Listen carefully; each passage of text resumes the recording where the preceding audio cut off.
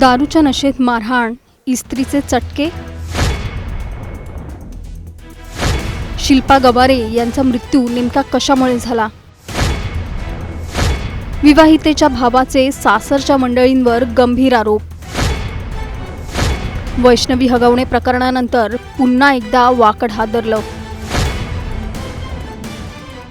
पिंपरी चिंचवडच्या वाकडमधून समोर आलेल्या एका घटनेने पुन्हा एकदा अनेक प्रश्न उभे केलेत. 42 वर्षांच्या शिल्पा गवारे यांचा त्यांच्या राहत्या घरात मृत्यू झालाय. पण हा मृत्यू नेमका कशामुळे झाला? कारण शिल्पा यांच्या माहेरच्यांनी सासरच्या मंडळींवर अत्यंत गंभीर आरोप केलेत. ही घटना साधी नाही, हा घातपात आहे, असा थेट दावा शिल्पा यांचे भाऊ संतोष कलाटे यांनी केलाय. पैशांची मागणी, माहेरच्या संपत्तीतील हिस्सा मिळवण्यासाठी दबाव, मानसिक आणि शारीरिक छळ आणि आता या प्रकरणात पतीसह सासू, सासरे आणि दीर अशा चौघांना पोलिसांनी अटक केली आहे. पण या सगळ्यातला सर्वात मोठा प्रश्न आहे, शिल्पा यांच्या मृत्यूच्या काही वेळ आधी घरात नेमकं काय घडलं होतं? दरवाजा उघडा होता का? घरात भांडण झालं होतं का? शिल्पा यांच्या मोबाईलमध्ये शेवटचे कोणते कॉल आणि मेसेजेस होते? आणि CCTVमध्ये काय कैद झालंय? जाणून घेऊया या सविस्तर रिपोर्टमधून. त्यासाठी हा व्हिडिओ शेवटपर्यंत पहा आणि टाइम्स नाऊ मराठीला लाईक, फॉलो आणि सबस्क्राईब करा. वाकड, ईशान सोसायटी आणि 27 ऑगस्टची दुपार. याच परिसरात शिल्पा सचिन गवारे यांचा मृत्यू झाल्याची माहिती समोर आली. शिल्पा यांचं वय 42 वर्ष. लग्नाला जवळपास 17 वर्ष झाली होती. 2 मुलं होती. बाहेरून पाहिलं तर एक सामान्य कुटुंब. पण शिल्पा यांच्या माहेरच्यांच्या म्हणण्यानुसार या घराच्या 4 भिंतींच्या आत अनेक वर्षांपासून काहीतरी वेगळंच सुरू होतं. 27 ऑगस्टला शिल्पा आणि त्यांचे पती सचिन यांच्यात जोरदार वाद झाल्याचं सासरच्या मंडळींकडून सांगण्यात आलं. यानंतर शिल्पा यांनी घरातील बेडरूममध्ये स्वतःचं आयुष्य संपवल्याची माहिती समोर आली आहे. त्यांना तातडीने रुग्णालयात नेण्यात आलं, पण डॉक्टरांनी त्यांना मृत घोषित केलं. आणि इथूनच या प्रकरणाला गंभीर वळण मिळालं. कारण सासरच्यांची एक माहिती आणि माहेरच्यांचा दावा या दोन्हीमध्ये मोठी तफावत दिसते. सासरच्या मंडळींच्या माहितीनुसार घरात वाद झाला आणि त्यानंतर शिल्पा यांनी हे टोकाचं पाऊल उचललं. पण शिल्पा यांचे भाऊ संतोष कलाटे यांचा सवाल आहे, जर घराचा दरवाजा उघडा होता तर नेमकं काय घडलं? माहेरच्यांनी ही घटना घातपात असल्याचा आरोप केलाय. शिल्पा आणि सचिन गवारे यांचं लग्न 2009 मध्ये झालं होतं. माहेरच्यांच्या आरोपानुसार लग्नानंतर काही काळाने शिल्पावर पैशांसाठी दबाव आणला जाऊ लागला. माहेरच्या संपत्तीमध्ये शिल्पाचा हिस्सा होता. याच संपत्तीतील हिस्सा मागून घेण्यासाठी तिच्यावर दबाव आणला जात असल्याचा आरोप कुटुंबियांनी केलाय. फक्त पैशांचा विषय नव्हता, तर मानसिक आणि शारीरिक छळही केला जात असल्याचा दावा करण्यात आलाय. दारूच्या नशेत मारहाण केली जात होती. घरातील कामात काही चूक झाली तर त्रास दिला जात होता. अगदी इस्त्रीचे चटके दिल्याचाही गंभीर आरोप कुटुंबियांनी केलाय. शिल्पा यांच्या अंगावर जखमा दिसल्या की त्या घरातील वस्तू लागल्यामुळे झाल्याचं सांगून त्या हा त्रास लपवत असल्याचा दावा त्यांच्या आईने केलाय. पण इतकी वर्ष हा त्रास सहन का केला गेला? माहेरच्यांना याची पूर्ण कल्पना होती का? आणि शिल्पा यांनी याबाबत कुणाकडे मदत मागितली होती का? या प्रश्नांची उत्तरंही तपासासाठी महत्त्वाची ठरणार आहेत. या प्रकरणात सर्वात महत्त्वाचा धागा मानला जातोय तो म्हणजे माहेरच्या संपत्तीचा. माहेरच्या प्रॉपर्टीमध्ये असलेला हिस्सा घेण्यासाठी शिल्पा यांच्यावर दबाव आणला जात होता असा तिच्या भावाचा आरोप आहे. वारंवार पैशाची मागणी केली जात होती असाही दावा करण्यात आलाय. म्हणजेच एकीकडे 17 वर्षांचा संसार, दुसरीकडे पैशांचा आणि संपत्तीचा कथित दबाव आणि आता शिल्पा यांचा संशयास्पद मृत्यू. या सगळ्या गोष्टींचा एकमेकांशी काही संबंध आहे का? हा तपासातील अत्यंत महत्त्वाचा प्रश्न आहे. शिल्पा यांच्या कुटुंबियांनी आणखी एक गंभीर दावा केलाय. त्यांच्या म्हणण्यानुसार लग्न झाल्यानंतर लगेचच सचिन गवारे यांच्या विरोधात असलेल्या एका जुन्या गुन्ह्याची माहिती कुटुंबाला मिळाली होती.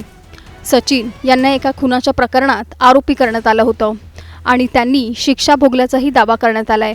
याचबरोबर सचिन यांना दारूचं व्यसन असल्याचा आणि दारूच्या नशेत शिल्पा यांना मारहाण केली जात असल्याचा आरोपही कुटुंबियांनी केलाय.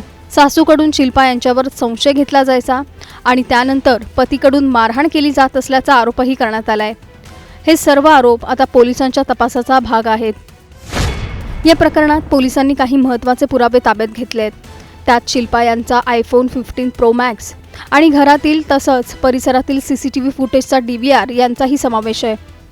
आता या मोबाईलमधील शेवटचे कॉल, शेवटचे मेसेज, व्हॉट्सॲप चॅट, कोणाशी शेवटचा संपर्क झाला आणि घटनेच्या आधी नेमकं काय घडलं याचा तपास केला जाणार आहे.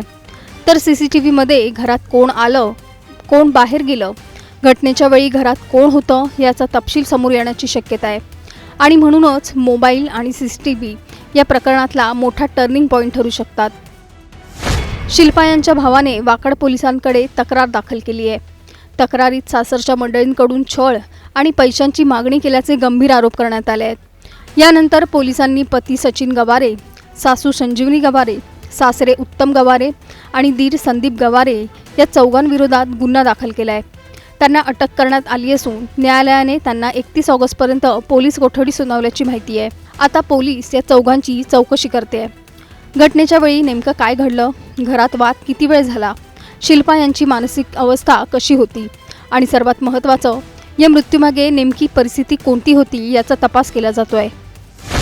काही महिन्यांपूर्वी वाकड परिसरातील वैष्णवी हगवणे प्रकरणामुळे राज्यभरात मोठी चर्चा झाली होती. आता त्याच परिसरातून विवाहित महिलेच्या संशयास्पद मृत्यूची घटना समोर आली आहे. दोन्ही प्रकरणांमध्ये काही बाबतीत साम्य असल्याने सोशल मीडियावर तुलना केली जाते. मात्र प्रत्येक प्रकरणाचा तपास स्वतंत्रपणे होणं महत्त्वाचं आहे. तरीही एक प्रश्न मात्र कायम आहे. वाकड परिसरात विवाहित महिलांच्या सुरक्षेचा प्रश्न पुन्हा ऐरणीवर का आलाय? 17 वर्षांचा संसार, 2 मुलं, माहेरच्या संपत्तीचा कथित वाद, छळाचे गंभीर आरोप आणि आता एका महिलेचा संशयास्पद मृत्यू. या सगळ्या घटनांची सत्यता तपासातून समोर येणार आहे. मोबाईलमधील शेवटचे संभाषण, CCTVमधील रेकॉर्ड, पोस्टमॉर्टम रिपोर्ट आणि आरोपींची चौकशी यातून या प्रकरणाचा खरा चेहरा समोर येईल. पण तोपर्यंत सर्वात मोठा सवाल कायम आहे. शिल्पा यांचा मृत्यू नेमक्या कोणत्या परिस्थितीत झाला? माहेरच्यांनी केलेले आरोप कितपत खरे ठरतात? प्रॉपर्टीचा वाद खरंच या घटनेमागचा मुख्य कारण होतं का? आणि या प्रकरणात तपासानंतर आणखी कोणते धक्कादायक खुलासे समोर येणार याचं उत्तर आता पोलिसांच्या तपासात दडलं आहे. तुम्हाला या प्रकरणाबद्दल काय वाटतं? तुमचं मत आम्हाला खाली कमेंटमध्ये नक्की सांगा आणि चॅनलला सबस्क्राईब करा.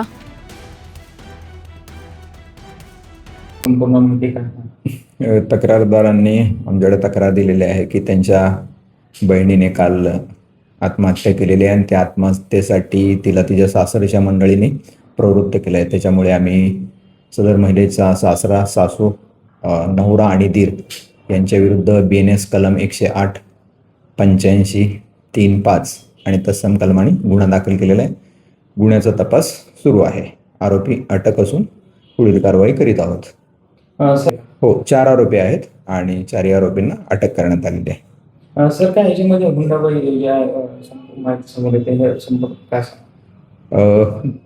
108 प्रमाणे गुन्हा दाखल आहे. आत्महत्येला प्रवृत्त करणे. आणखी तपास सुरू आहे. तशी माहिती पुढे आल्यानंतर आपल्याला माहिती देण्यात येईल.